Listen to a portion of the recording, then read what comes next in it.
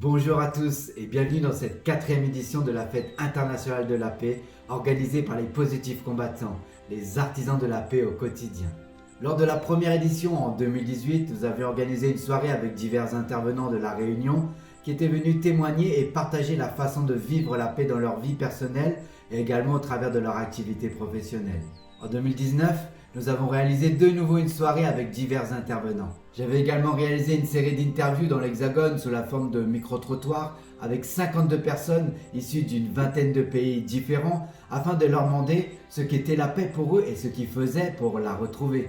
Cela m'a d'ailleurs grandement inspiré pour mettre en place la charte des positifs combattants qui comporte 9 points clés. En 2020, ne pouvant recevoir du public en présentiel, nous vous avions diffusé les témoignages et les partages des intervenants des éditions de 2018 et 2019, avec également des interviews notamment de Robert Cariou, le fondateur de l'Institut français de la justice restaurative, ainsi que Jérémy Chama qui est ingénieur du son et engagé pour la paix. Tout ce contenu est d'ailleurs disponible sur mon site tiabzen.re et également sur ma chaîne YouTube. C'est pourquoi dans la vidéo suivante, je vous propose une intervention de Marshall Rosenberg qui est le père fondateur de la communication non violente et qui m'a inspiré d'ailleurs à devenir formateur dans ce domaine. Cette année, nous avons décidé de vous proposer un programme destiné à toute la famille. Durant cette prochaine heure, je vous invite à prendre une feuille et un stylo afin de prendre des notes. Car ce contenu propose des solutions directes à mettre en œuvre dès aujourd'hui si vous le désirez améliorer votre paix au quotidien. Éteignez vos autres appareils et installez-vous dans un endroit confortable à l'écart de toute distraction. Dans l'idéal de vos possibilités, regardez cette émission avec votre conjoint et vos enfants. Les enfants sont aussi confrontés au conflit avec les autres et avec eux-mêmes, comme nous l'avait expliqué Zia à l'époque collégienne dans son témoignage en 2019. Cette année, Thomas expliquera à vos enfants comment il fait pour gérer sa colère quand son robot lui fait des bêtises. Ensuite, nous irons à Bruxelles avec Esma, professeure de philosophie citoyenne, qui réalise des cours d'empathie dans les écoles primaires. Et enfin, vous aurez une courte vidéo qui aidera vos enfants à mieux gérer ses émotions, notamment à l'école et avec les autres enfants. Je vous invite vraiment à regarder ces vidéos avec eux et d'en discuter. C'est exactement ce que j'ai fait avec mon dernier et j'ai passé vraiment un agréable moment. Pour clôturer ce chapitre, j'ai trouvé une chanson très sympa intitulée Enfants de paix et chantée bien entendu par ses enfants.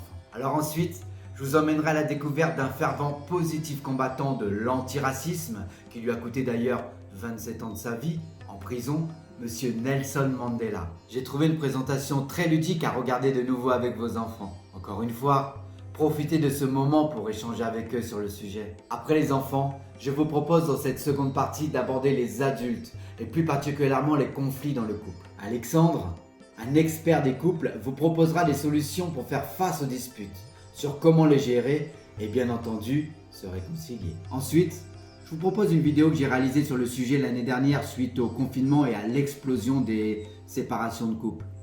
J'y ai inclus des exercices pratiques que j'ai moi-même expérimentés et qui m'a permis d'y faire face. Nous pouvons reconnaître que notre paix est quelque peu bouleversée bien souvent suite à un problème lié à la communication. C'est pourquoi je vous propose l'intervention de Marshall Rosenberg, qui est le père de la communication non violente, qui m'a d'ailleurs inspiré à pratiquer cette activité dans ma vie quotidienne et à la transmettre aujourd'hui. Il vous donnera des conseils précis à mettre en œuvre de suite dans votre vie. Son intervention sera suivie d'un artiste américain lui aussi qui clame son slam de paix pour les générations futures et actuelles. Alors pour clôturer cette 4e édition de la Journée internationale de la paix, je vous emmène au Bénin avec Jean Roland qui vient au service des autres à travers sa passion pour le scoutisme. Je remercie d'ailleurs mon ami béninois Merli qui m'a proposé de parler de cette activité, que je ne connaissais d'ailleurs pas vraiment. Alors sans plus attendre, on est parti avec Thomas qui a quelques soucis avec son robot.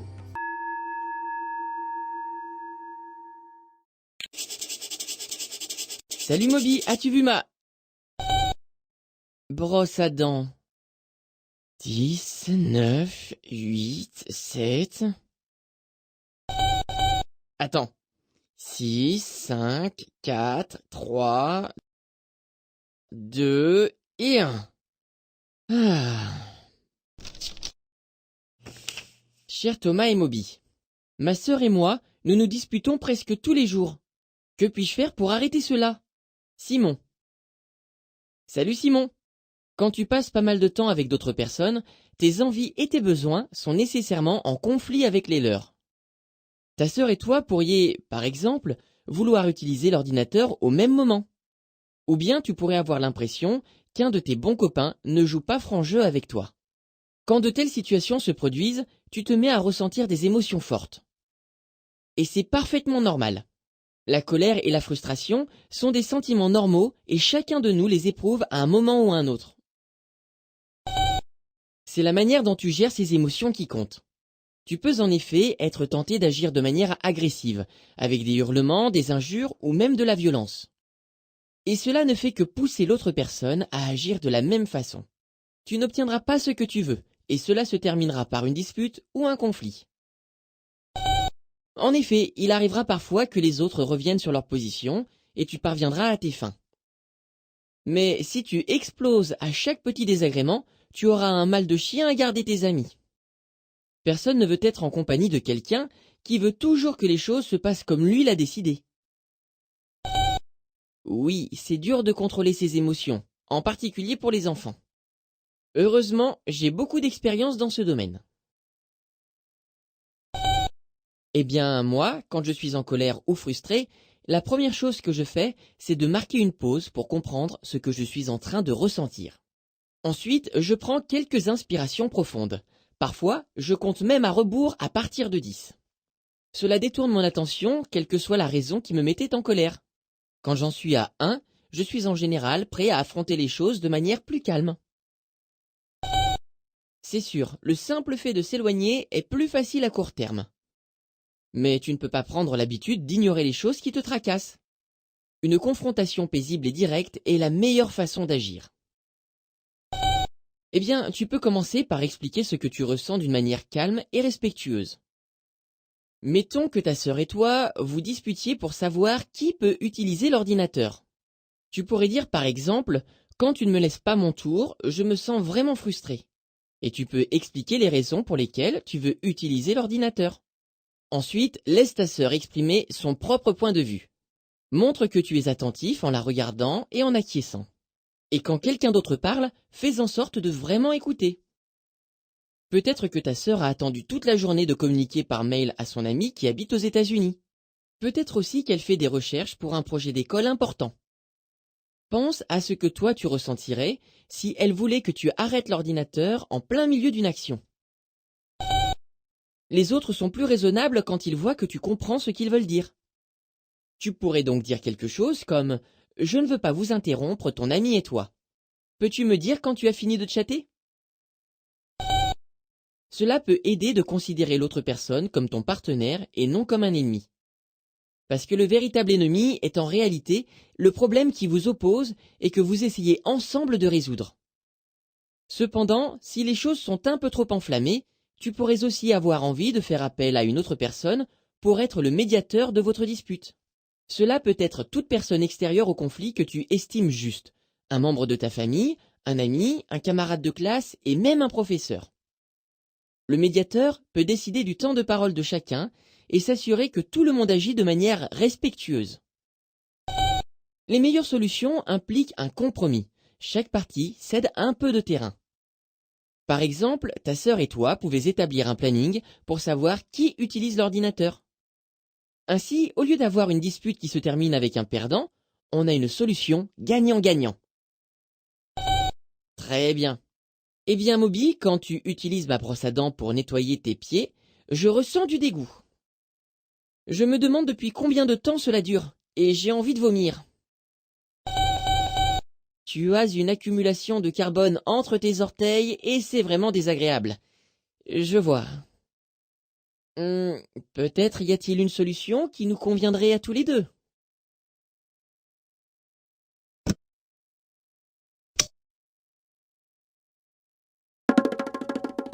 Alors, ça vous a plu les enfants? Donc vous savez ce que vous avez à faire la prochaine fois. Faites attention à votre brosse à dents.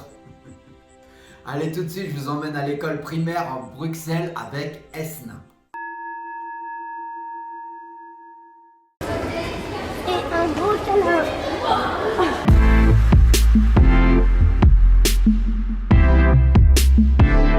elle est kinesthésique. Elle a besoin de bouger. Donc voilà.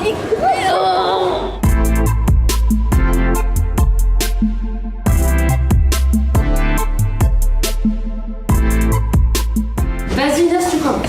Mes émotions. Aujourd'hui, je me sens méfiante et pendant les vacances, je me sentais jalouse. Et tu étais jalouse de qui? Lina. Ta sœur. Ok, et qu'est-ce qui a fait que tu as senti ce sentiment? Elle essaie toujours de se rapprocher de ma mère.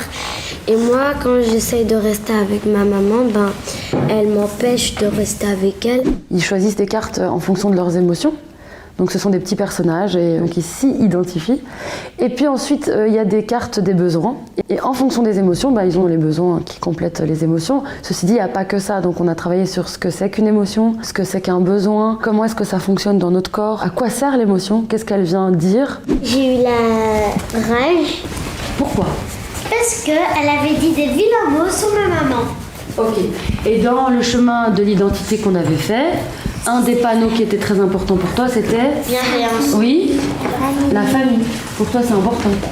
Du coup, quand elle insulte, toi, ça te touche comme si c'était toi. Oui. Ok.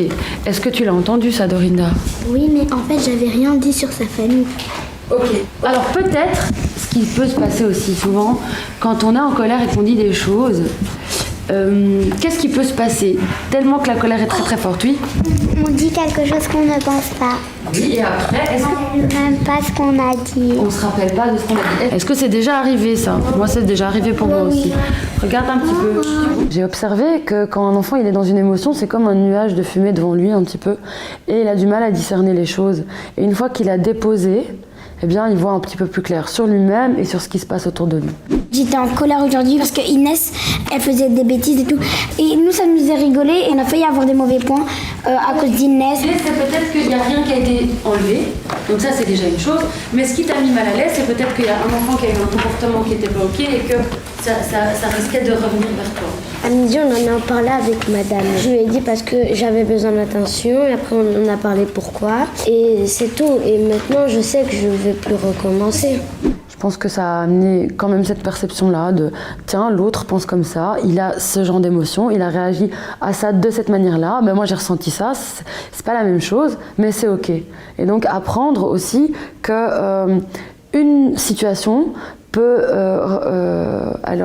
faire l'émergence de différentes émotions en fonction de la personnalité et que c'était ok aussi. Dans le cadre de ce cours-là, en fait, il y a plein de problématiques qui s'ouvrent.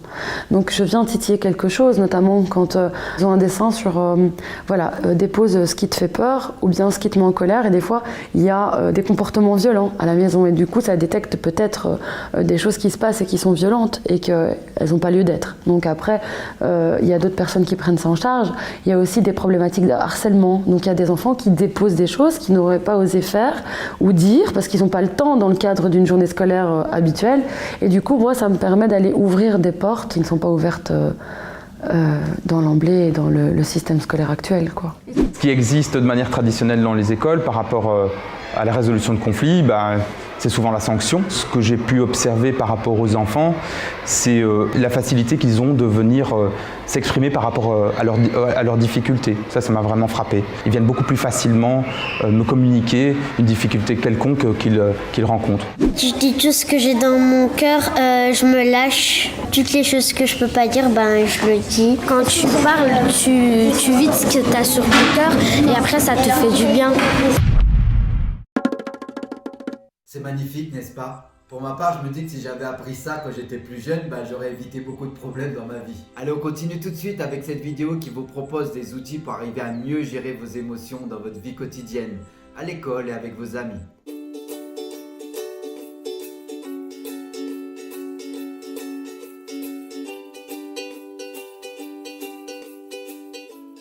Pas facile de gérer ses émotions et ses comportements, de ne pas bouder quand on est frustré, ou de ne pas se mettre en colère, voire de tout casser. L'équilibre est la première compétence clé du cerveau du oui, et ça s'apprend. Voici un exemple.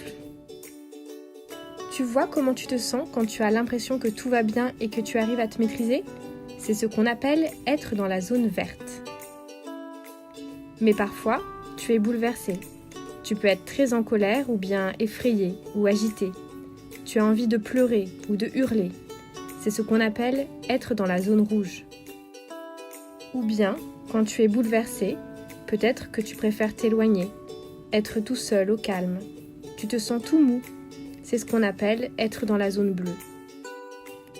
Voici un truc simple que tu peux faire quand tu es bouleversé et que tu veux revenir dans la zone verte. Mets une main sur ton cœur et l'autre sur ton ventre. Et c'est maintenant.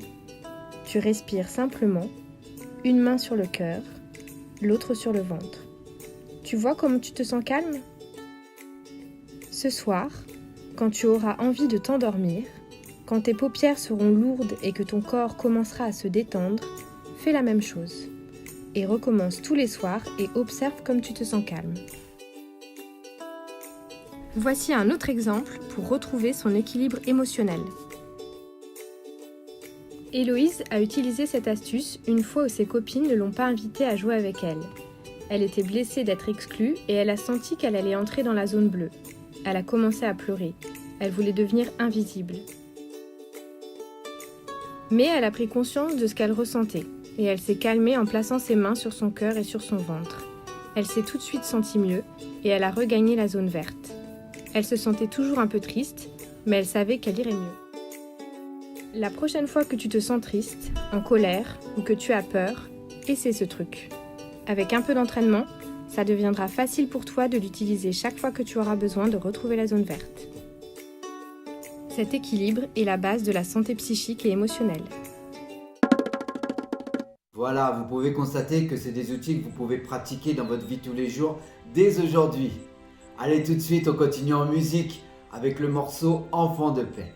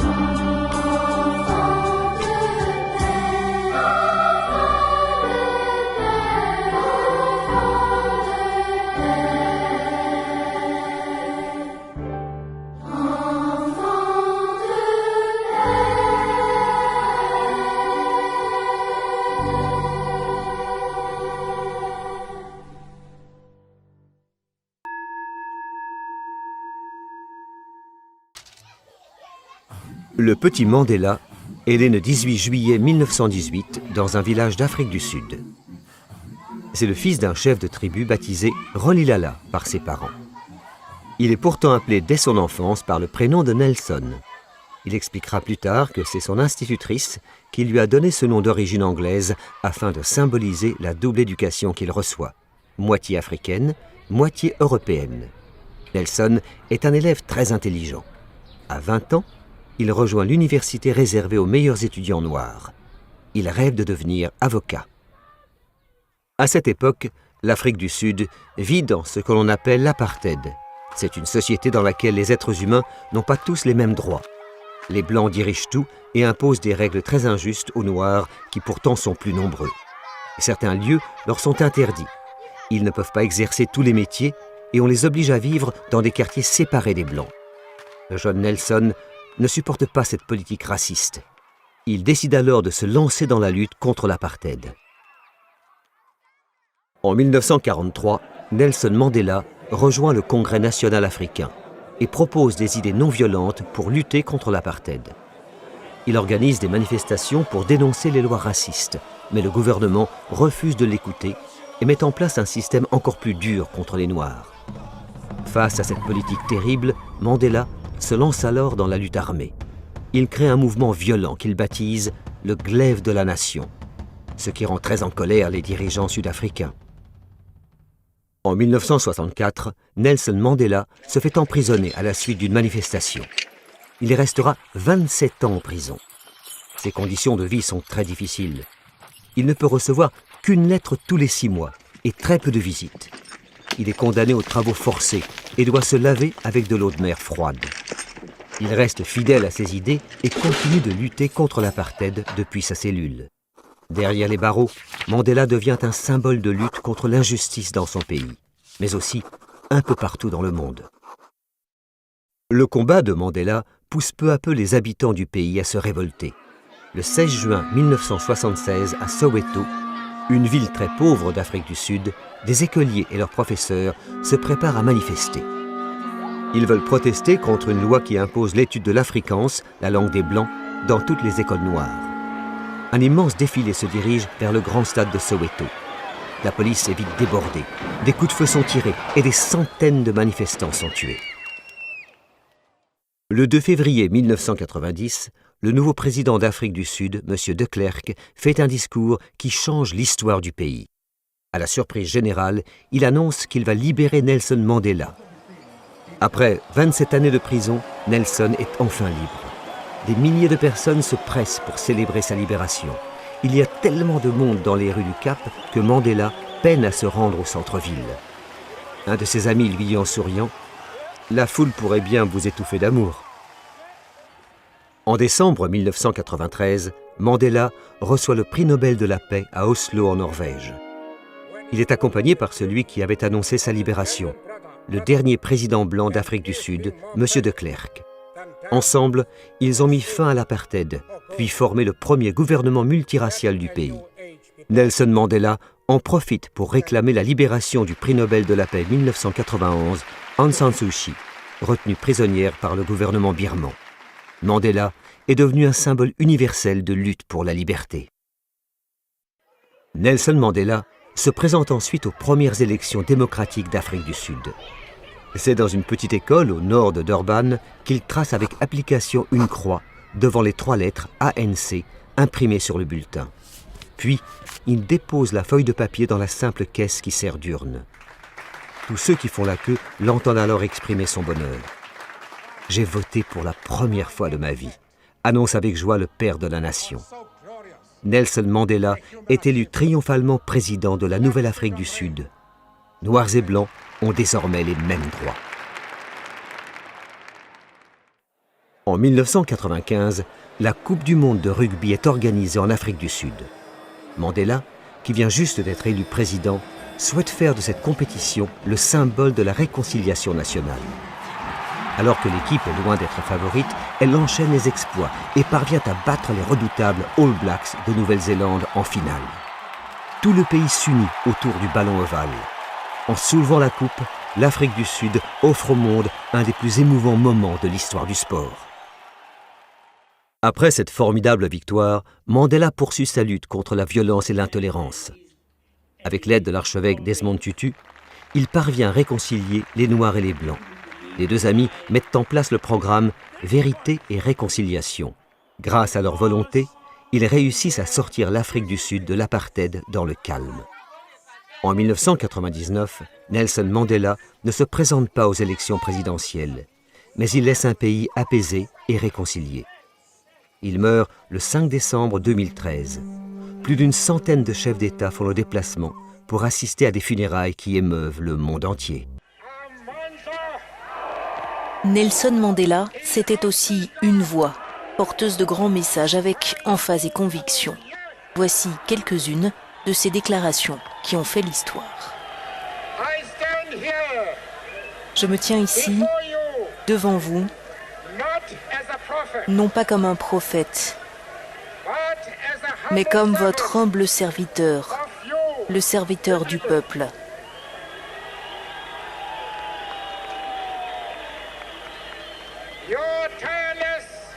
C'est grâce à vos sacrifices, inlassables et héroïques, que je suis ici aujourd'hui.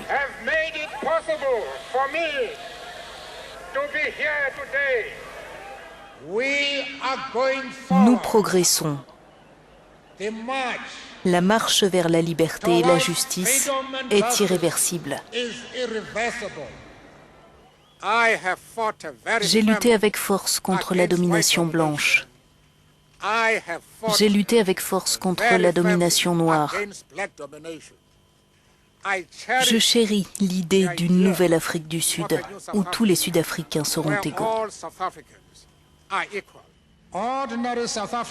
Les Sud-Africains ordinaires veulent que le passé soit connu, pour être certains qu'il ne se répète pas. Ils ne le veulent pas par esprit de vengeance, mais pour que nous avancions vers l'avenir ensemble. Après 90 ans d'existence, il est temps que de nouvelles mains soutiennent les fardeaux. Cela est dans vos mains maintenant.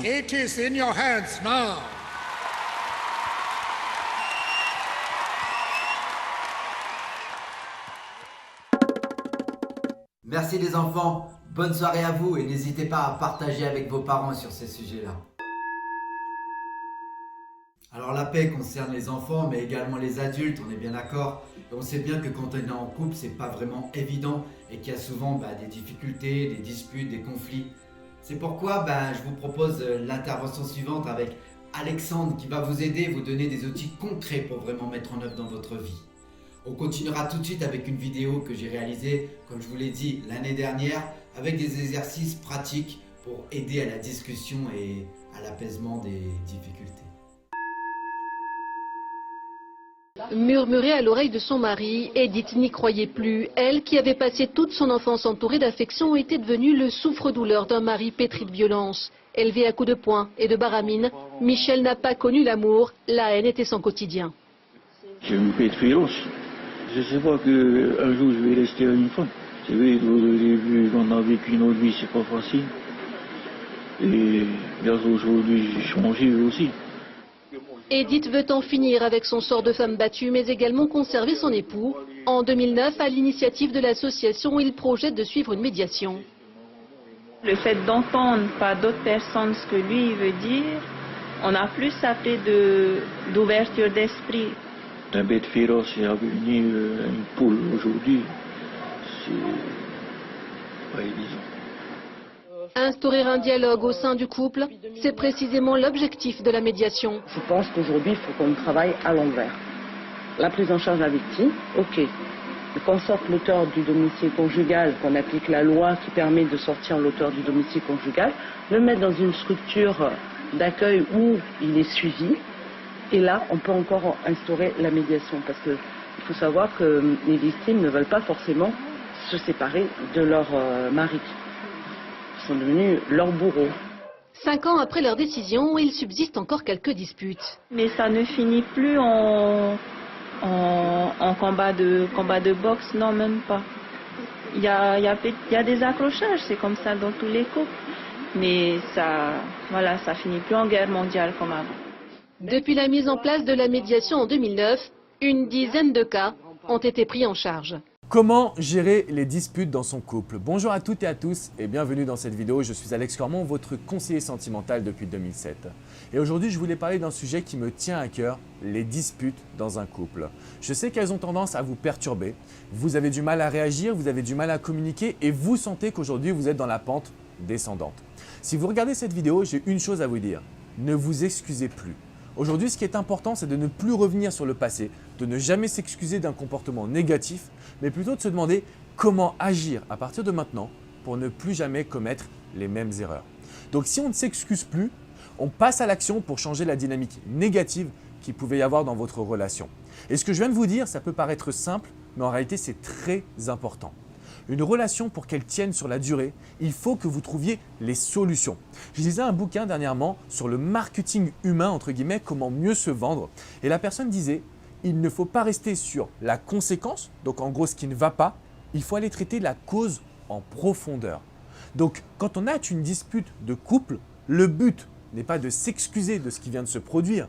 Le but, c'est de trouver une action concrète qui va vous aider à couper la cause. Qu'est-ce qui vous a amené à vous disputer? Prenez une feuille et un stylo et faites cet exercice maintenant tout de suite. Sur cette feuille, vous allez noter qu'est-ce qui vous amène à vous disputer. Est-ce que c'est un problème de communication parce que vous avez deux caractères différents? Est-ce que c'est plutôt le fait que vous soyez trop en demande par rapport à votre partenaire et qu'il ou elle étouffe? Ou au contraire, que vous ne lui donniez pas assez d'importance? Essayez vraiment de noter tout ce qui ne va pas. Donc aujourd'hui, ce qui est très important, c'est de bien revenir sur cette cause. Parce que très souvent, en tant qu'être humain, on a envie de s'excuser du comportement qu'on a eu et on se pose beaucoup de questions. On se dit comment je vais faire pour me rattraper de ce comportement? Et moi, ce que j'ai envie de vous dire aujourd'hui en tant que coach et expert depuis plus de 10 ans, vous ne devez pas vous demander comment rattraper la situation. Vous devez vous demander comment changer. Donc à partir du moment où on a des disputes dans son couple, il est essentiel d'aller de l'avant. Il est essentiel de se poser les bonnes questions, de réaliser une belle introspection en se demandant qu'est-ce qui ne va pas dans ma relation? Qu'est-ce que je dois changer dans mon caractère, dans mon attitude en profondeur parce que ça ne va pas se faire du jour au lendemain? Et le troisième point, qu'est-ce que je ne veux plus recevoir ou voir dans le comportement de mon ou ma partenaire? Donc aujourd'hui, quand on a des disputes de couple, en fait, ce sont le signal de quelque chose qui ne va pas dans votre histoire, mais surtout très souvent au niveau de vos personnalités. Donc ça va créer une distorsion. Et pour contrôler cette distorsion, pour aller de l'avant, ce que moi je veux que vous mettiez en place, c'est un changement profond de votre attitude. Un truc tout bête, je coachais Ghislaine, c'est une femme de 56 ans qui a fait appel à moi et elle me dit « Alex, rien ne va plus avec mon mari ». Et je lui ai dit « C'est normal, aujourd'hui vous êtes dans la goutte d'eau qui a fait déborder le vase. Ça faisait 30 ans qu'ils étaient mariés, 30 ans qu'ils avaient des petites broutilles. Et aujourd'hui, ces petites broutilles créaient des choses, des étincelles, des incendies qui n'étaient pas le cas il y a 10 ou 15 ans. Mais c'est normal, parce que c'est comme un réservoir. Plus on va le remplir de disputes, et plus au bout d'un moment, boum, ça va exploser. Et ce que je veux vous dire dans cette vidéo, et c'est ce que j'ai dit à Ghislaine, la problématique, c'est pas de régler les petites disputes, parce que sinon elles vont rester là. C'est qu'est-ce qui t'amène à ne plus être la Ghislaine d'il y a 15 ou 20 ans. Et elle m'a dit, Alex, tu as raison, j'ai perdu ma joie de vivre. Aujourd'hui, je ne sais pas pourquoi, je me sens moins belle, je me sens un petit peu plus ronde, je me sens moins épanouie. Et en creusant, en fait, c'est parce que y avait eu la ménopause qui était passée par là, les enfants avaient grandi, la vie avait changé. Et ce que je lui ai dit, ce que je lui ai fait prendre conscience, c'est que Ghislaine, tu n'es plus heureuse. Et si tu n'es plus heureuse, les disputes de couple, elles reviennent, et puis elles reviennent, et puis elles reviennent, jusqu'à ce que ça prenne des proportions qui peuvent amener à un divorce, alors que ça fait 35 ans que vous êtes ensemble, 30 ans de mariage. Est-ce que tu n'as pas envie de retrouver ta joie de vivre? Et donc, on a travaillé ensemble. Alors, à la base, c'était une dispute de couple, mais on a travaillé sur son état d'esprit au quotidien. Et ça a limité les crises, ça a limité les problèmes dans sa relation.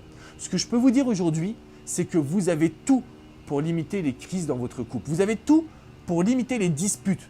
Mais ce que vous ne voyez pas, c'est que l'action, il faut qu'elle soit sur vous. L'action, il faut la centrer sur soi parce que c'est le meilleur moyen, non pas de régler des disputes de couple, mais d'avoir du bonheur. Et il y a un gap énorme entre gérer des problèmes et aller chercher du bonheur. Parce que quand on va chercher du bonheur, on va souvent chercher du bien-être, de la positive attitude. On va être acteur de son quotidien et de sa vie de couple. Par contre, quand on va gérer les disputes de couple, on va communiquer sur le négatif. Et ce n'est pas ce que je veux pour vous. Ce que je veux pour vous, c'est du bonheur, c'est du bien-être, c'est de nouvelles sensations, de nouvelles émotions. À partir de cet instant, vous allez avoir une relation qui cartonne. Vous allez avoir une relation qui est épanouissante. 3 semaines plus tard, Ghislaine m'a envoyé un email en me disant « Alex, ça a tout changé ». Et ce que vous ne voyez pas aujourd'hui, c'est que vous tentez tout dans une voie, la voie de l'amour, la voie du couple. Elle est très importante cette voie. Mais si ça ne marche pas, il y en a une autre qui est la voie de votre épanouissement personnel.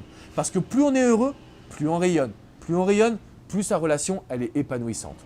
Je vous invite vraiment à vous poser les bonnes questions et surtout à passer à l'action sur les causes. Ne restez plus sur les conséquences. Ça ne va pas vous aider à vous épanouir. Comment se réconcilier après une dispute? C'est vrai que c'est jamais simple, jamais agréable de devoir se disputer, de se retrouver dans des situations où on a des conflits, on ne sait plus comment se comporter et surtout, on a peur de perdre l'autre. Dans cette vidéo, je vais vous aider à savoir comment bien se réconcilier après une dispute. Donc regardez bien cette vidéo parce qu'elle pourrait changer votre vie sentimentale, même si tout va bien actuellement dans votre couple ou même si vous êtes célibataire. Alors comment faire pour se réconcilier après une dispute?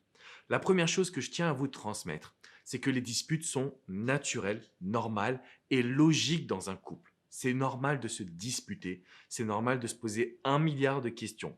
Par contre, ce qu'il faut, c'est de ne pas rester sur la négativité. Ça, ce serait la pire erreur qu'on pourrait mettre en place, c'est-à-dire de répéter inlassablement les problèmes. Et donc, ce qu'il faut, c'est accepter de se dire à deux que l'on va pouvoir passer au-dessus de cette étape-là. Premier conseil que je voulais absolument vous transmettre, c'est de bien comprendre pourquoi vous vous êtes disputé. On ne peut pas se réconcilier après une dispute sans analyser le pourquoi et donc les raisons qui ont amené ces conflits. Deuxième point qui est extrêmement important. Quand on veut se réconcilier après une rupture, donc on a analysé notre pourquoi, on sait ce qui ne va pas, c'est de prendre des engagements. Chacun, de notre côté, on va prendre des engagements. On va bien se dire qu'il y a des attitudes qu'on va arrêter.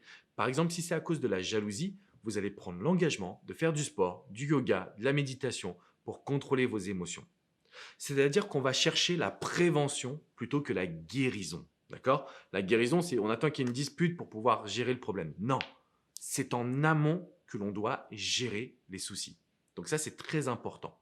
Deuxième point, donc on l'a vu. Donc premier point, pourquoi? Deuxième point, mieux vaut prévenir que guérir. Donc on va vraiment travailler sur cette notion de voilà les actions que je compte prendre pour changer mon attitude. Et pareil pour votre partenaire. Il faut vraiment qu'on arrive à une forme de contrat d'accord tous les deux que vous allez avoir.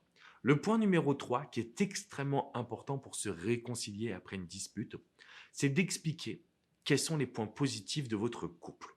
Parce que sinon, on reste concentré sur le négatif. Donc, ce que je vous invite à faire, c'est vraiment de prononcer ce que vous appréciez chez votre partenaire. Notre objectif, c'est de quitter la négativité. Notre objectif, c'est d'arrêter de focaliser sur ce qui ne va pas. Ok, on s'est disputé. Tous les couples se disputent. Tous les couples. Ce qu'il faut derrière, c'est se dire, ok, on s'est disputé, mais il y a quand même du positif. Pourquoi je vous dis ça? Parce que le cerveau humain a tendance à poser son attention sur ce qui ne va pas. On ne regarde pas ce qui va, on regarde ce qui ne va pas. Et donc, dans cette réalité, je vous invite à redynamiser votre couple en parlant de ce que vous appréciez dans votre relation chez votre partenaire. Donc ça, on va pouvoir le mettre en place, ça va nous aider à retrouver une bonne complicité. Autre point très important quand il s'agit de se réconcilier après une dispute, c'est de pouvoir repartager des moments. Parce que si on reste dans le même endroit physique, par exemple si vous vous engueulez dans votre appartement ou si vous êtes en vacances au camping, il faut qu'on organise une sortie. Il faut qu'on quitte l'environnement dans lequel on a eu une dispute parce qu'il y a ce qu'on appelle les ancrages. Ça vous le fait peut-être, si vous passez toujours au même endroit où vous vous êtes disputé, des émotions négatives vont remonter à la surface. Donc, on veut absolument sortir de l'environnement dans lequel vous êtes. Ça, c'est ce qui permet de revivre des émotions beaucoup plus positives. C'est ce qui permet également de vivre des moments forts pour notre couple. Et donc, au lieu de se concentrer sur le négatif, on va pouvoir tourner la page. Sinon, votre cerveau va rester concentré sur ce qui ne va pas. Et ça, c'est inconscient. Vous allez me dire, mais non Alex, on peut rester à la maison. Non, fuyez l'endroit où vous vous êtes engueulé pour pas créer un ancrage. Parce qu'une dispute, puis une autre, puis une autre, puis une autre, votre chambre va devenir l'endroit des disputes. Et votre cerveau, il le sait.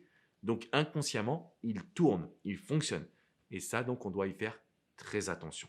Enfin, cinquième et dernier point pour vraiment réussir à bien se réconcilier après une dispute, ça va être de pouvoir se concentrer sur le fait de reprendre une vie personnelle forte. Je sais que ça peut paraître bizarre parce qu'on a une dispute de couple et vous me dites « Mais Alex, pourquoi tu me parles de me reconcentrer sur moi ?» Parce que vous avez besoin de vider vos émotions. Qu'on le veuille ou non, quand on est dans une dispute, on est sous tension. D'accord? Là, l'objectif, ça va être quoi? Faire du sport, du yoga, de la méditation. Reconcentrer sur soi pour retrouver une joie de vivre. Et finalement, lâcher prise sur la dispute que vous avez eue dans votre couple. Lâchez prise sur le fait que vous venez d'avoir des conflits pour vous dire « Ok, je peux améliorer ma vie, améliorer ma relation. Oh, finalement, c'est pas si grave. » C'est important de dédramatiser, les amis. Bonjour les amis. Mes craintes depuis le début de ce confinement, c'est malheureusement avéré exact quand j'ai vu il y a quelques jours dans les infos que le nombre de violences conjugales avait augmenté de 30%. Et encore, je pense que ce chiffre est sous-estimé car il ne prend pas en compte toutes les personnes qui sont actuellement en difficulté et qui ne vont pas forcément appeler la police parce que déjà on est enfermé et que c'est pas évident aussi, je le conçois bien. Cela fait malheureusement partie des conséquences collatérales du virus, même si c'est pas depuis le virus qu'il y a des violences, on est bien d'accord. Mais cette augmentation est selon moi révélatrice de la façon dont nous abordons l'amour. L'Organisation mondiale de la santé, l'OMS, nous dit qu'il y a à peu près 30% de violences conjugales par an dans le monde. À cela, je rajouterai aussi les hommes victimes. Même si le chiffre est plus faible, ça ne veut pas dire qu'il est nul. Mais il y a aussi finalement les enfants, la famille, l'entourage. Si on regarde bien, un conflit entre deux personnes impacte une communauté entière. C'est quand même fou quand on y pense. Deux personnes se rencontrent, se kiffent, se love comme on dit, et quelques temps après, ils s'insultent, se frappent, se déchirent, se tuent parfois. Je suis certain que si vous êtes en couple ou si vous l'avez été, que mes paroles vous parlent, n'est-ce pas? Pour ma part, je ne connais aucun couple qui n'ait traversé de difficultés à un moment donné dans sa vie. Vous en connaissez, vous? Et il est plutôt normal que deux êtres qui se côtoient, on va dire, tous les jours, arrivent à un moment donné qu'ils aient des différends. C'est naturel presque. Le contraire m'étonnerait fortement. Cela est aussi valable pour les amitiés. Nous n'avons pas eu les mêmes approches de la vie, les mêmes expériences, les mêmes difficultés, les mêmes blessures d'enfance. Nous n'avons pas construit le même caractère, sans compter les croyances, les peurs, le statut social et les différentes formes d'intelligence développées. Donc il est plutôt normal qu'après la période de passion, je t'aime, tu m'aimes, que certaines divergences apparaissent. Ce qui est anormal, c'est la proportion que cela prend. Quand les disputes deviennent incessantes, quand le silence s'installe de façon prolongée, quand on voit en l'autre le mal incarné, quand la simple vue de l'être aimé nous met mal à l'aise, hors de nous, que nous ne supportons plus sa présence, quand nous désirons nous venger, imposer, humilier, violenter, que ça soit psychologiquement ou physiquement, là il y a un gros problème. Alors c'est vrai qu'en temps normal, le fait de sortir de son cocon, d'aller travailler, faire des activités nous permet d'évacuer, de réguler un petit peu tout ce qui se passe à l'intérieur de nous. Le fait de s'aérer l'esprit nous aide à prendre du recul, même si parfois nous rentrons chez nous à reculons. Mais quand on est ensemble 24 heures sur 24, l'ambiance peut devenir très vite invivable, n'est-ce pas? Les conséquences, nous les connaissons. Traumatisme, haine, déchirure, séparation, tribunal, dépression, prison et pour certains, la mort. Alors avant d'en arriver là, j'aimerais vous partager quelques points que j'ai conscientisés à travers la tristesse, la colère, l'énervement et également quelques clés que j'ai moi-même utilisées quand ça n'allait pas. J'ai un ami, Jérémy, qui suite à une vidéo que j'ai postée sur les réseaux sociaux il y a plusieurs jours, me posait la question suivante. Est-ce que nous ne sommes pas ce que nous faisons? Question pertinente, n'est-ce pas? Surtout en ce moment. Sommes-nous ce que nous faisons? Êtes-vous dans l'être ou dans le faire? Actuellement, nombre d'entre nous sont à l'arrêt forcé. Qu'est-ce que cela provoque en vous? Il s'agit là d'une question existentielle. Qui êtes-vous lorsqu'on vous enlève votre travail, votre statut social, vos activités, vos désirs, votre matériel? Qu'est-ce que cela provoque en vous d'être à l'arrêt? Cela est perturbant? Ressentez-vous peut-être un sentiment d'inutilité, de tristesse, de mal-être justement? Je vous invite à regarder ces questions profondément. Alors quel est le rapport avec les violences conjugales? Certains me diront peut-être. Le rapport est flagrant pour moi. Comment peut-on prétendre aimer quelqu'un lorsqu'on ne se connaît pas soi-même? Lorsqu'on ne sait pas qui on est derrière nos apparats identitaires? La première chose que je vous propose donc est de vous asseoir avec vous-même. Vous pouvez également le faire avec votre compagne ou votre compagnon si c'est OK pour lui ou pour elle. Si tel est le cas, je vous invite à vous mettre face à face en fermant les yeux. Choisissez un endroit calme pour ne pas être dérangé. Alors mettez au centre de vous une peluche, comme ceci. Lui c'est Titang. Ou un objet qui vous est cher, qui est facile à tenir dans la main. Inspirez, expirez profondément. Laissez passer les pensées. Devenez observateur. Prenez votre temps. Êtes-vous ces pensées? Ressentez les émotions qu'elles provoquent en vous. Êtes-vous ces émotions? Non, bien sûr. Ces pensées, ces émotions ne font que vous traverser. Le souci est que pendant cette traversée, elles s'emparent de vous. C'est comme si vous deveniez leur esclave. Elles vous téléguident comme un pantin. Elles décident pour vous. C'est pourquoi on dit que vous n'êtes plus maître de vous lorsque leur intensité est trop forte. Qui est derrière? Qui se cache derrière elle? Certains me prendront peut-être pour un fou, car ils n'ont jamais pris le temps de se poser ces questions, pourtant si essentielles. En prenant le temps de cette introspection, vous verrez qu'il y a autre chose. Une énergie, un espace qui nous dépasse. Il y a l'essence de votre être. Celle qui vous accompagne depuis votre arrivée sur Terre, bien avant que vous entriez dans le faire ceci ou cela. L'essence de cet être est pour moi ce que l'on nomme amour. Regardez ce petit bébé qui vous sollicite, vous connecte à ce qui a le meilleur en vous. Un simple sourire vous fait fondre. Il ne s'adresse pas aux travailleurs, aux sportifs, aux attributs qui vous caractérisent, non, mais à votre être d'amour, duquel il est généralement le fruit. Connectez-vous à ce fruit. Laissez-le vous traverser, vous envahir, vos pensées, vos émotions, votre corps. Relaxez-vous dans son énergie. Laissez-la prendre l'espace. Et souriez tout en inspirant et expirant. C'est très simple à faire. Si votre environnement est bruyant, ce que je peux entendre dans la société dans laquelle on vit, peut-être mettez un casque sur les oreilles avec une musique douce. Détendez-vous, prenez le temps. Puis laissez faire l'énergie de vie présente dans tous les êtres sensibles. Et bien entendu, lorsque cela est possible, proposez à votre conjointe ou à votre conjoint de faire la même chose. Vous pouvez attendre que vos enfants soient couchés si vous en avez, afin d'être plus intime, de vraiment prendre le temps pour vous. L'important est que vous soyez disponible sans contrainte de temps. Laissez le silence faire la liaison en vous. Vous pouvez être assis par terre ou sur une chaise. L'important est que vous soyez confortable. Avant d'exprimer ce que vous avez à partager, je vous invite maintenant à refermer les yeux. Revenez à votre respiration. Inspirez. Expirez. Lorsque c'est OK pour vous, je vous invite à observer les 3 points suivants. Premièrement, l'ignorance, l'inconscience des phénomènes, vos paroles blessantes, vos gestes déplacés, vos pensées malveillantes qui ont créé ce mal-être. Prenez le temps de faire cette introspection. Connectez-vous à ce qui se passe à l'intérieur lorsque vous pensez à tout ça. Ignorance, inconscience, indifférence. Le second point que je vous invite à observer concerne vos désirs, vos attachements, vos exigences, votre avidité. Désir, attachement, exigence, avidité. Le troisième point que je vous invite à observer maintenant concerne vos rejets, votre aversion, votre dégoût qui crée la séparation. Rejet, aversion, dégoût. Observez ces 3 poisons qui étouffent votre être d'amour et qui sont responsables de toutes vos difficultés actuelles, qui ne sont finalement qu'une construction mentale créée par ce que l'on appelle l'ego, l'éternel insatisfait, et qui ne contribue nullement à votre bien-être, votre bonheur et celui de l'autre. Regardez comment nous cherchons toujours le bonheur à l'extérieur de nous, à travers notre partenaire, nos loisirs, nos addictions, notre toujours plus. Ressentez cette anxiété. Est-ce que cela est agréable? Non, bien entendu. Conscientisez le fait que vous avez sans cesse cherché le bonheur à l'extérieur de vous, alors qu'il était présent depuis toujours en vous. Et que vous avez été blousé par votre ego, qui vous a fait penser le contraire. Vous vous êtes fait avoir. Et c'est peut-être la raison pour laquelle vous vous retrouvez au bord du désespoir avec votre partenaire. Peut-être avez-vous pensé que si elle ou il ne faisait pas telle chose, que cela signifiait qu'elle ou il ne vous aimait pas. Ou bien que sous prétexte qu'elle ou il vous aimait, qu'elle devait faire ceci ou cela. Faire. Le revoilà.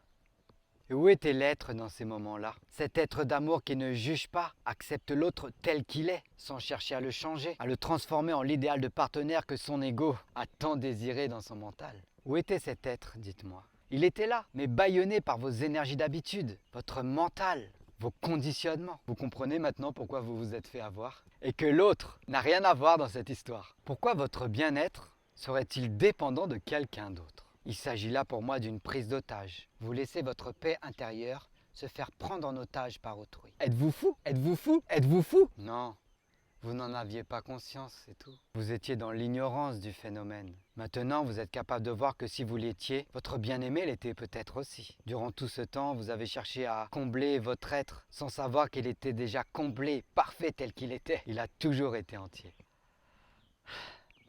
Voilà pourquoi faire l'amour est un non-sens selon moi. Vous n'avez pas besoin de fabriquer l'amour, pour la simple raison qu'il a toujours été là, en vous et dans tous les êtres. Et lorsqu'il ne peut se manifester, c'est qu'il est obscurci par l'un des 3 poisons. Vous vous rappelez? Ignorance, avidité, aversion. Et que vous l'avez confondu par l'un d'entre eux. C'est un fait. Inspirez, expirez et souriez, car maintenant vous savez. Vous savez quoi? Que l'amour n'a pas besoin de combler un manque en vous, mais d'être donné, car il est disponible en vous de façon illimitée. Vous savez maintenant qu'il est l'heure de vous munir de vos 3 potions magiques. Celle de la conscience pour l'ignorance, l'indifférence. Celle du détachement pour l'avidité, le désir. Celle de l'amour pour l'aversion, le rejet. Cette prise de conscience est un trésor pour votre vie, pour votre couple, pour vos enfants, pour votre communauté. Chaque jour à compter de maintenant, faites en sorte qu'elle vous nourrisse. Maintenant, ouvrez les yeux et regardez à nouveau votre partenaire en silence.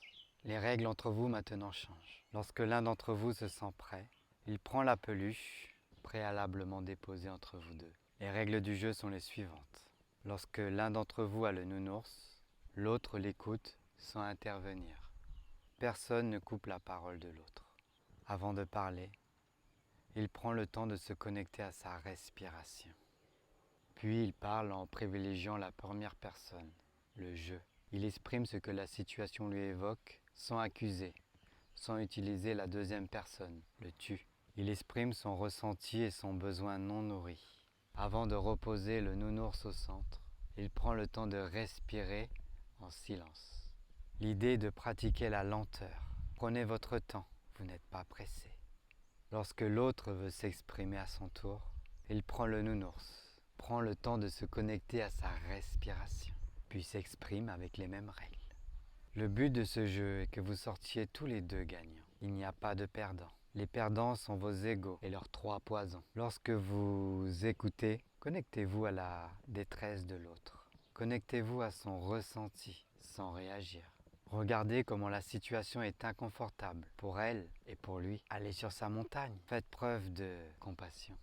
Ensuite, lorsque vous vous êtes tous les deux exprimés jusqu'à la dernière goutte, regardez-vous dans les yeux à nouveau en silence. Établissez le lien. Laissez couler les larmes si elles surviennent.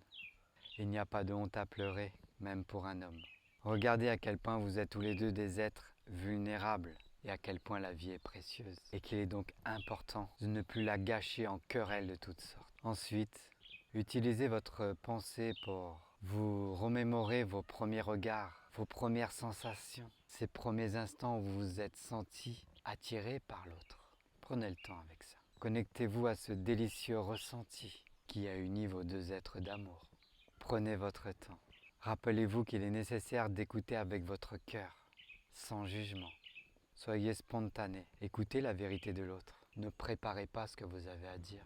C'est le cœur qui s'exprime et non votre intellect. Allez au cœur de ce que vous avez à dire en prenant le temps de ventiler la parole. Ne vous attachez pas au résultat. L'important est votre intention bienveillante. Cette pratique est très puissante si vous en respectez les consignes. Rappelez-vous que la personne en face n'est pas votre ennemi. Elle souffre tout comme vous-même.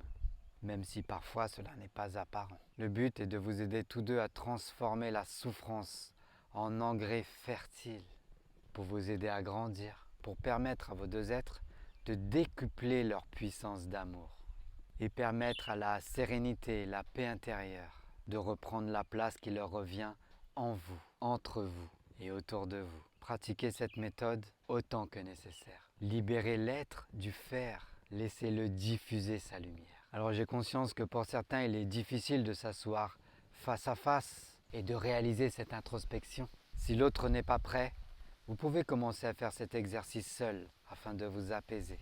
Vous contribuerez alors à créer de meilleures conditions pour accueillir l'autre dans sa souffrance, même s'il en est actuellement inconscient. Vous savez, quelqu'un qui boit quelques verres chaque jour n'est pas forcément conscient qu'il est alcoolique. Vous aurez beau lui dire, tenter de le convaincre. Ce n'est qu'en conscientisant lui-même que ses habitudes sont néfastes qu'il pourra agir. Accepter, reconnaître que l'on est parfois violent sous quelque forme demande parfois du temps.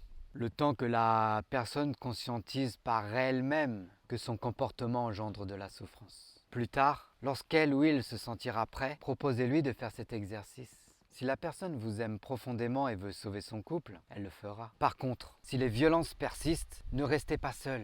Appelez la police si vous vous sentez en danger. Vous ne pourrez plus rien faire lorsque vous serez mort. Vous pouvez aussi appeler un service d'écoute si vous avez besoin de parler et que vous avez personne autour de vous. Regardez sur internet, il y en a plusieurs. Vous avez également les psychologues. Aller voir un psychologue ne signifie pas, comme beaucoup le pensent, que vous êtes fou ou que vous avez un problème mental. Au contraire, il est là pour vous accompagner à essayer de trouver une issue favorable à vos difficultés. Cela est différent. Il existe également des médiateurs familiaux. Il y a aussi le 3919 pour les violences conjugales. Dans tous les cas, je vous en prie mes amis, ne vous mettez pas en danger. N'attendez pas la catastrophe. N'attendez pas que l'un d'entre vous soit mort ou derrière les barreaux. Pensez à vous, pensez aux autres, à vos enfants si vous en avez. Protégez la vie, votre vie. Qu'elle sorte du conflit pour cheminer vers l'harmonie. Je vous embrasse.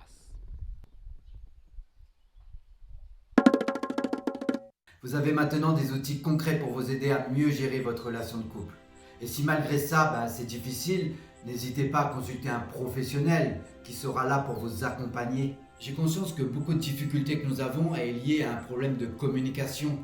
Par exemple, je veux dire quelque chose, c'est mal interprété, ou ça sort impulsivement. C'est pourquoi je vous propose tout de suite l'intervention de quelqu'un qui m'est très cher, qui s'appelle Marshall Rosenberg, qui est mort il y a quelques années et qui est le fondateur de la communication non violente. C'est lui qui m'a donné envie de devenir formateur et d'aller notamment auprès des personnes en difficulté. Dans cette vidéo, Marshall vous donne des informations concrètes à mettre en œuvre également dès maintenant. Son intervention sera suivie d'un artiste américain que j'adore qui s'appelle Prince A. Peut-être vous le connaissez. Il est vraiment engagé pour la paix et pour les autres d'une manière générale.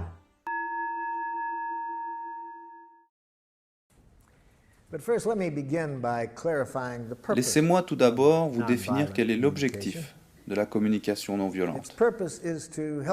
L'objectif est de vous aider à faire quelque chose que vous savez déjà faire. Alors vous allez me dire, mais pourquoi apprendre quelque chose qu'on sait déjà faire? Parce que parfois on oublie, et puis parce qu'on a été éduqué à l'oublier. Alors, de quoi s'agit-il? Que savez-vous déjà faire? Il s'agit de nous aider à nous rencontrer pour faciliter ce que j'appelle le don naturel entre nous. Le don naturel entre nous. Laissez-moi vous chanter une chanson pour clarifier ce que j'entends par don naturel.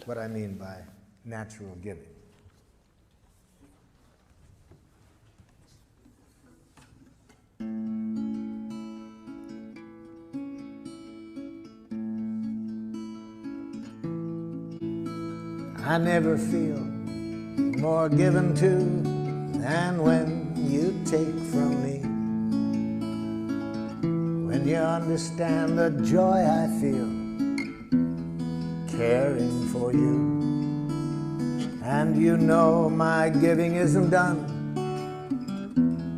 to put you in my debt, but because I want to live the love I feel for you. To receive with grace may be the greatest giving. There's no way that I can separate the two. When you give to me, I give you my receiving. And when you take from me, I feel so given to.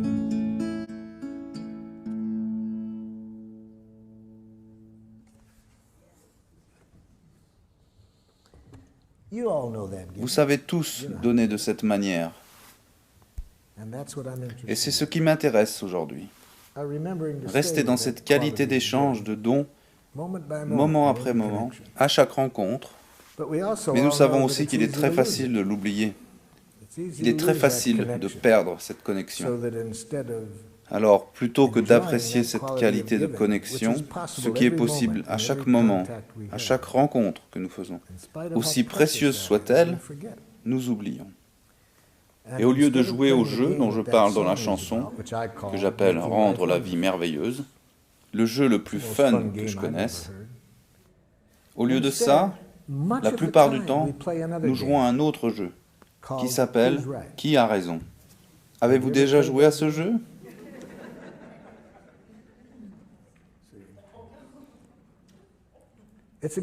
Pourtant, c'est un jeu où tout le monde perd. C'est incroyable. Nous connaissons tous cette qualité d'échange, possible à chaque instant. Nous trouvons que c'est la chose la plus enrichissante qui soit, et une grande partie de notre vie, nous jouons à qui a raison. Le jeu de qui a raison implique deux choses parmi les plus sournoises que l'homme ait rencontrées. Numéro 1, la punition. Parce que si vous avez tort à ce jeu, vous méritez de souffrir. Pouvez-vous imaginer quelque chose de plus terrible ou diabolique pour éduquer les gens? Si vous accordez encore de la valeur à la punition, je suis presque sûr qu'à la fin de cette journée, elle ne fera plus partie de votre conscience. Nous ne le ferons plus dans les familles, ni pour les criminels. Nous trouverons d'autres moyens pour gérer nos relations avec les autres pays. Plus de punition. Numéro 2, la récompense. Ça fait partie du même jeu. Le jeu de qui a raison. Si vous avez raison, vous méritez une récompense. Si vous avez tort, vous méritez de souffrir. Ce jeu a engendré bien assez de violence sur la planète. Fini le sentiment de culpabilité, qui fait partie des punitions. De même que la honte. Plus de concept d'obligation ou de devoir. Seulement le don naturel. Alors comment en sommes-nous arrivés là?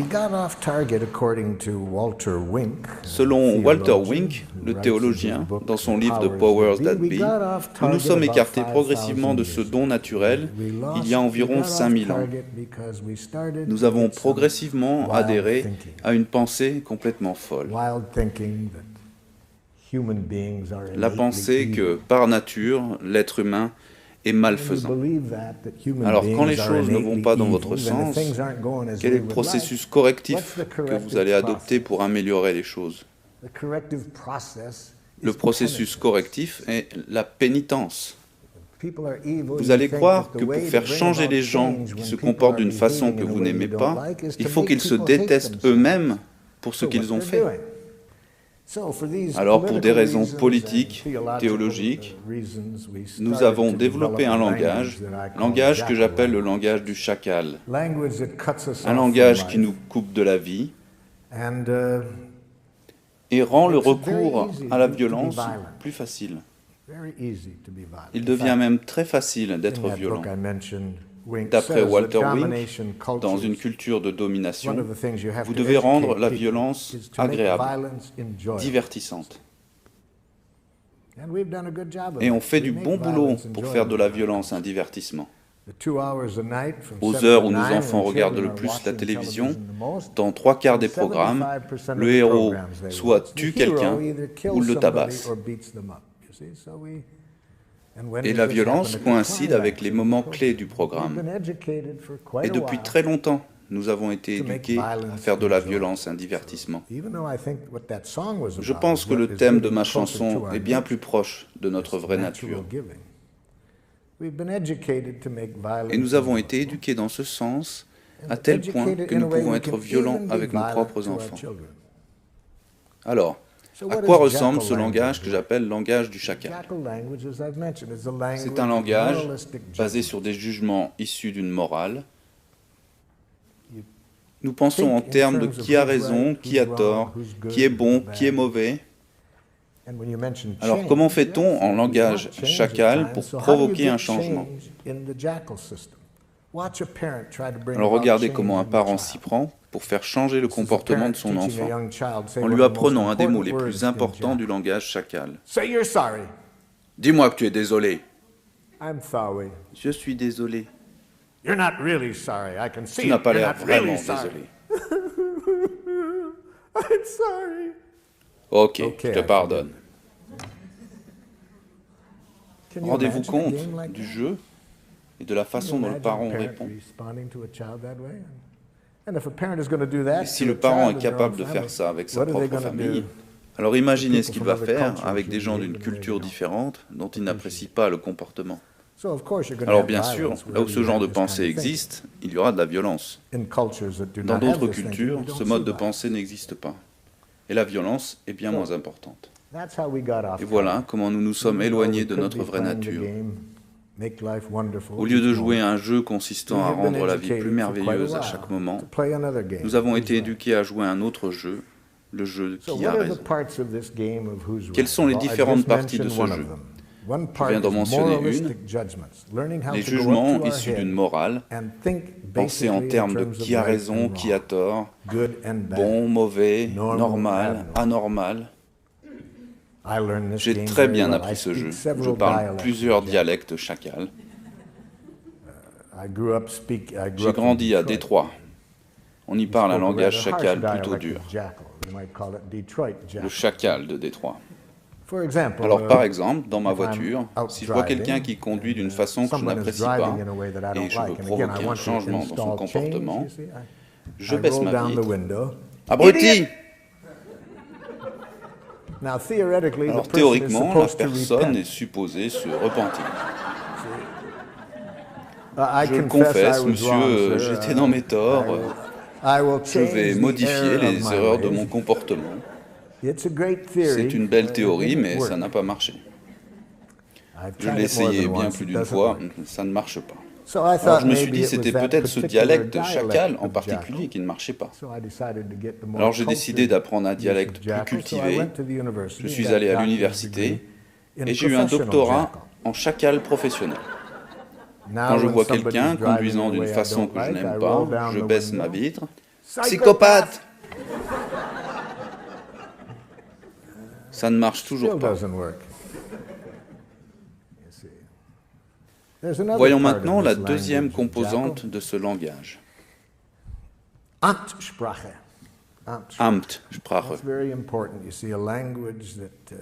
Un langage qui nie la possibilité de choisir, qui rejette la responsabilité de nos actions.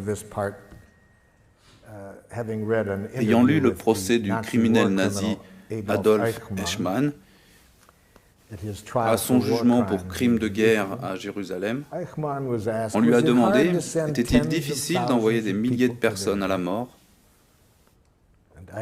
Eichmann a alors répondu « Pour vous dire la vérité, c'était facile. Notre langage l'a facilité. » Les personnes qui l'interrogeaient ont été choquées par cette réponse. Ils lui ont alors demandé « Mais de quel langage parlez-vous » Eichmann a alors dit « Nous avons un nom pour ce langage. Amtssprache. Amt veut dire bureau. Sprache veut dire langage.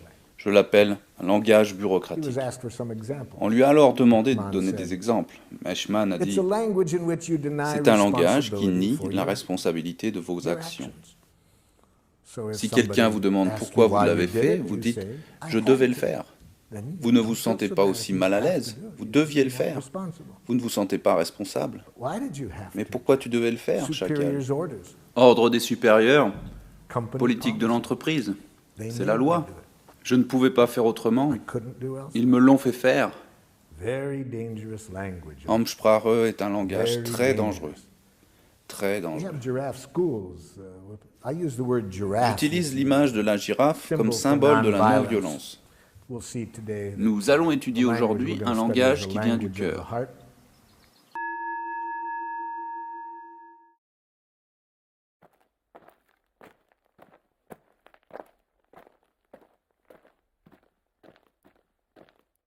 Dear future generations, I think I speak for the rest of us when I say, sorry. Sorry we left you with our mess of a planet. Sorry that we were too caught up in our own doings to do something. Sorry we listened to people who made excuses to do nothing. I hope you forgive us. We just didn't realize how special the earth was. Like a marriage gone wrong. We didn't know what we had until it was gone. For example, I'm guessing you probably know it as the Amazon desert, right? Well, believe it or not, it was once called the Amazon rainforest, and there were billions of trees there, all of them gorgeous, and... Oh, you don't know much about trees, do you? Well, let me tell you, trees are amazing. I mean, we literally breathe the air they are creating. They clean up our pollution, our carbon. They store and purify water, give us medicine that cures our diseases, food that feeds us, which is why I'm so sorry to tell you that we burn them down. Cut them down with brutal machines, horrific, at a rate of 40 football fields every minute. That's 50% of all the trees in the world gone in the last 100 years. Why? For this. And that wouldn't make me so sad if it weren't so many pictures of leaves on it. You know, when I was a child, I read how the Native Americans had such consideration for the planet that they felt responsible for how they left the land for the next 7 generations. Which brings me great sorrow, because most of us today don't even care about tomorrow. So I'm sorry. I'm sorry that we put profit above people, greed above need, the rule of gold above the golden rule. I'm sorry we use nature as a credit card with no spending limit, overdrafting animals to extinction, stealing your chance to ever see their uniqueness or become friends with them. Sorry we poison the ocean so much that you can't even swim in them. But most of all, I'm sorry about our mindset, 'cause we had the nerve to call this destruction progress. Hey Fox News, if you don't think climate change is a threat, I dare you to interview the thousands of homeless people in Bangladesh. See, while you were in your penthouse nestled, their homes were literally washed away beneath their feet due to rising sea levels. And Sarah Palin, you said that you love the smell of fossil fuels. Well, I urge you to talk to the kids of Beijing who are forced to wear pollution masks just to go to school. See, you can ignore this, but the thing about truth is, it can be denied, not avoided. So I'm sorry, future generations. I'm sorry that our footprint became a sinkhole and not a garden. I'm sorry that we paid so much attention to ISIS and very little to how fast the ice is melting in the Arctic. I'm sorry we doomed you, and I'm sorry we couldn't find another planet in time to move to. You know what? Cut the beat. I'm not sorry. This future, I do not accept it. Because an error does not become a mistake until you refuse to correct it. We can redirect this. How? Let me suggest that if a farmer sees a tree that is unhealthy, they don't look at the branches to diagnose it, they look at the root. So like that farmer, we must look at the root and not to the branches of government, not to the politicians run by corporations. We are the root, we are the foundation. This generation, it is up to us to take care of this planet. It is our only home. We must globally warm our hearts and change the climate of our souls and realize that we are not apart from nature, we are a part of nature. And to betray nature is to betray us. To save nature is to save us. Because whatever you're fighting for, racism or poverty, feminism, gay rights, or any type of equality, it won't matter in the least. Because if we don't all work together to save the environment, we will be equally extinct. Sorry.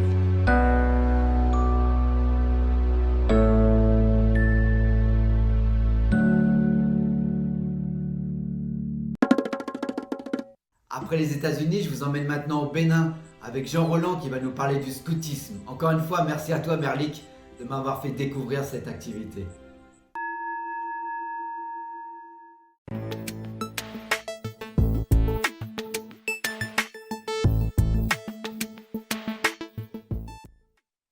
Jean-Roland Laurentor, il est formateur adjoint du scoutisme béninois.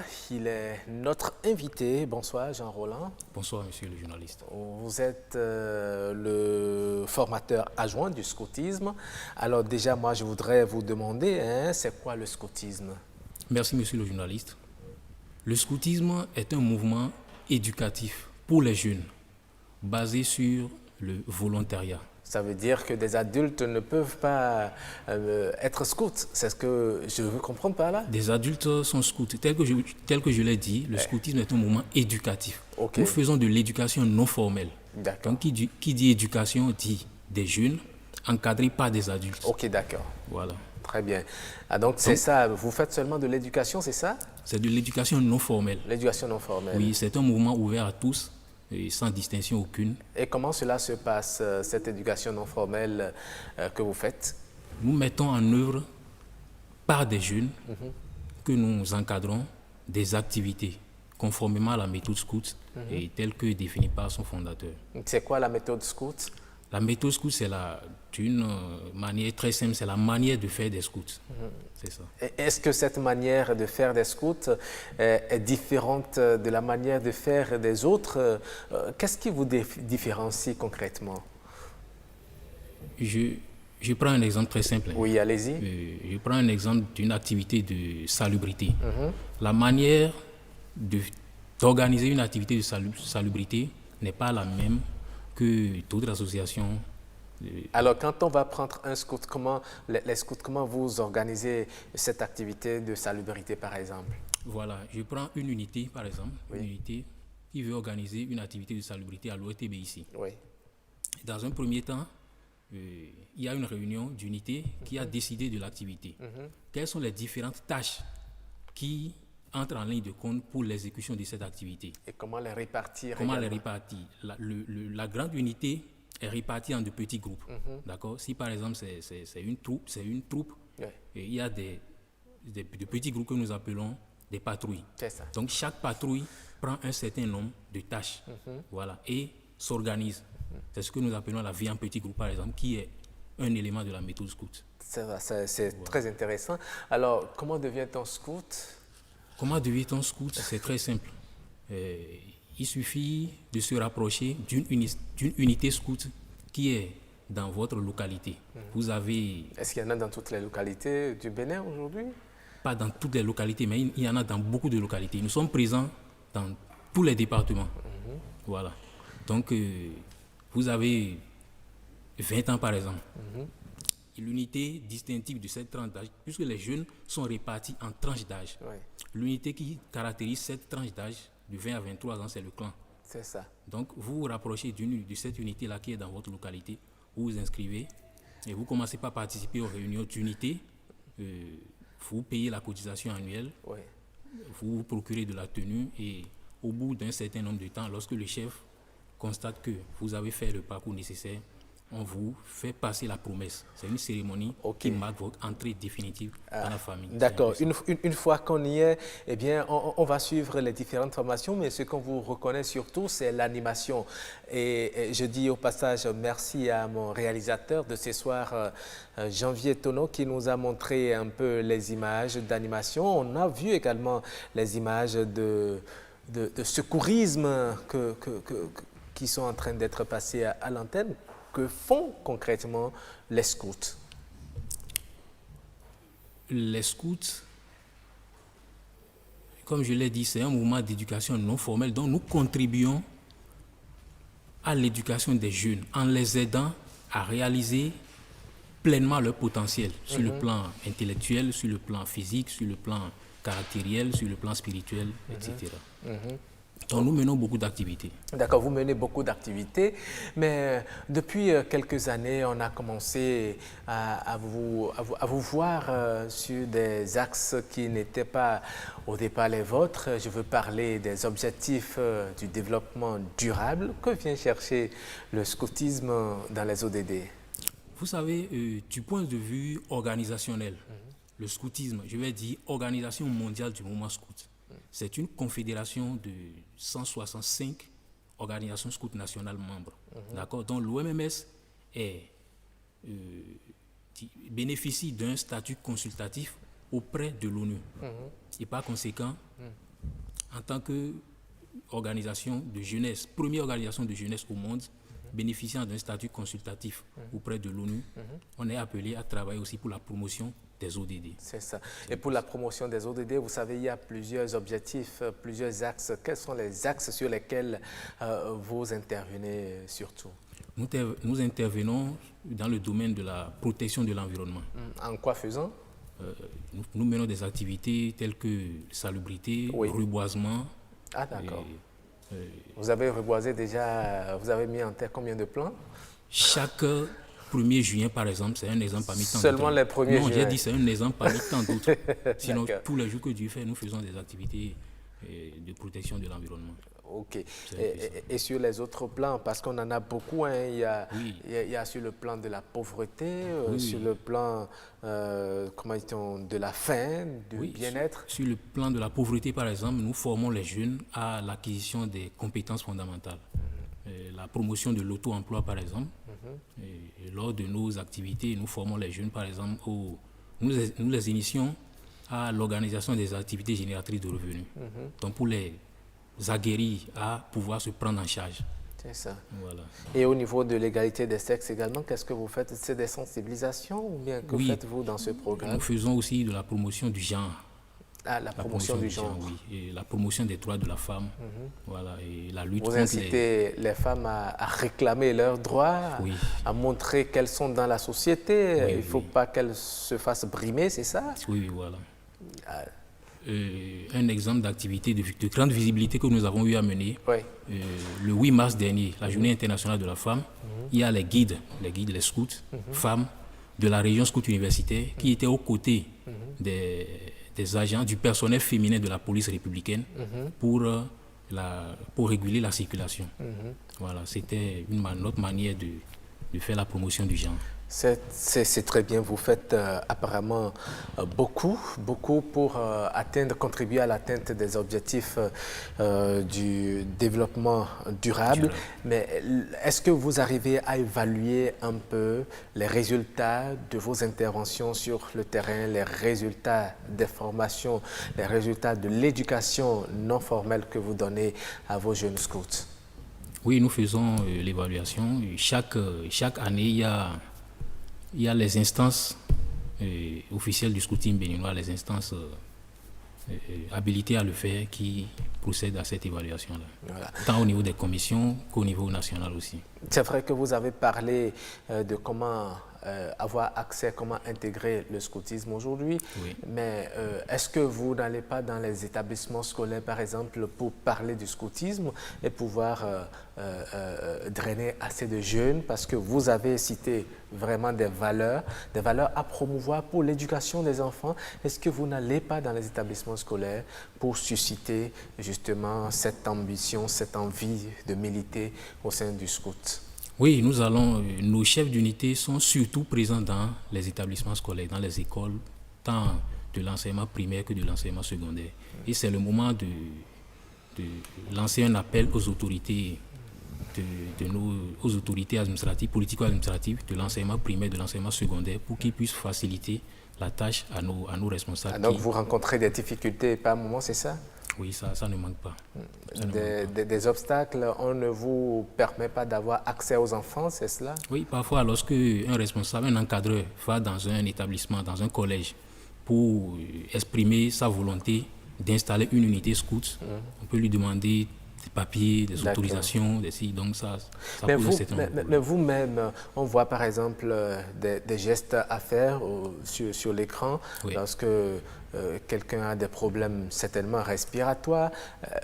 Comment vous vous faites former vous-même qui êtes les encadreurs des jeunes scouts? Au secourisme par exemple. Oui, au secourisme. Oui, pour la formation des adultes, dans les modules de formation, il y a par exemple les gestes, les techniques de premier secours. D'accord. Donc si nous n'avons pas les compétences à l'interne au niveau qui sont membres du scouting béninois, nous faisons appel à des compétences extérieures. Tout à fait. Pour former nos adultes. C'est ce que vous faites également par rapport à l'auto-emploi, etc. Sur les différents axes sur lesquels vous intervenez. Oui. D'accord. C'est très intéressant. Merci à vous, Jean-Roland Lohento. Je rappelle que vous êtes le formateur adjoint du scoutisme béninois. Vous êtes sur ce plateau pour nous parler justement de la contribution du scoutisme béninois à l'atteinte des ODD. Merci d'être passé. Merci beaucoup. Voilà, nous sommes à la fin de notre émission. Tu as maintenant des outils concrets à pratiquer avec toute ta famille. J'espère que tu en feras bon usage. Je te propose de terminer cette 4e édition par une courte pause méditative. J'ai ramené ma cloche qui est juste là.